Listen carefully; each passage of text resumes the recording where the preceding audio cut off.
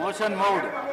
The question is that under sub-rule 1 and rule 2 of rule 340 of the assembly rules that Sri Guntakanda Jagdishwar Reddy, member named by the speaker, be suspended from the services of the house for remainder of the session.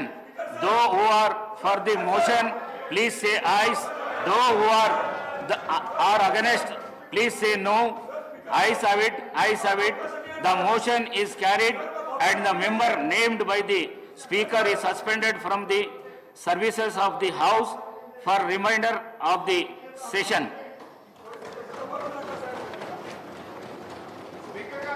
Maheshwar Reddy garu. Maheshwar Reddy garu. Maheshwar Reddy garu. Maheshwar Reddy garu.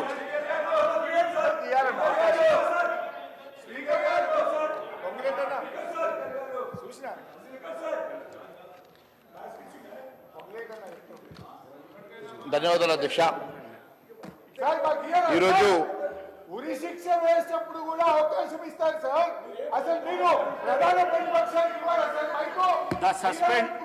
The suspended member is please leave the house. Please. What is this, sir? Maheshwar Reddy garu, please. ధన్యవాదాలు అధ్యక్ష.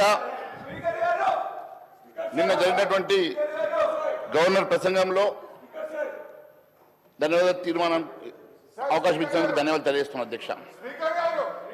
నిన్న governor గారి ప్రసంగం ఒక ఒట్టి డొల్లగా పాలనాపరమైనటువంటి ఆత్మ లోపించినట్టుగా కనపడింది అధ్యక్ష.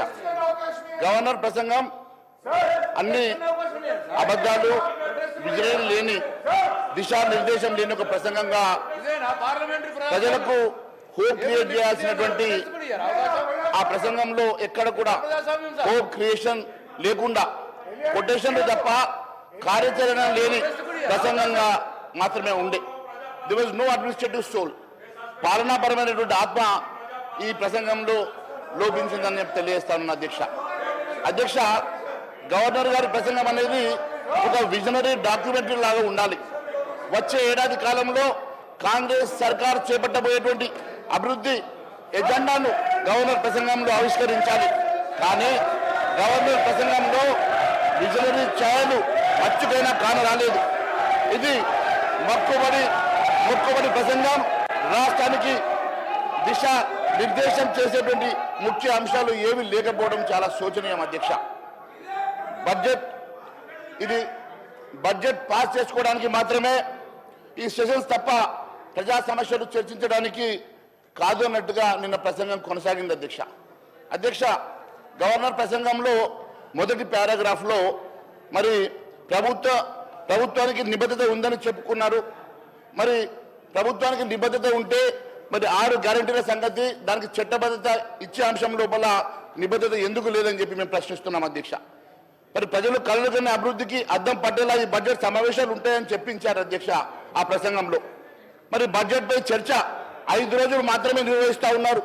ప్రజా సమస్యలపై చర్చించేందుకు ఎటు అసెంబ్లీని సమావేశపరచరు. ప్రభుత్వ బిజినెస్ కోసమే అసెంబ్లీని నడుపుతున్నారు తప్ప మరి ప్రజాపాలన అంటే ఇదేనా అని మరి అనుమానాలు వస్తూ ఉన్నాయి అధ్యక్ష. మరి నిజంగా కూడా అనేకమైనటువంటి ప్రజా సమస్యలు ఉన్నాయి.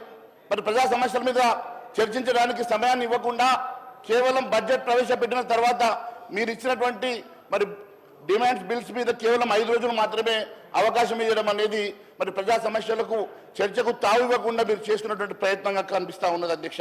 మరి ప్రజా సమస్యల మీద అసెంబ్లీ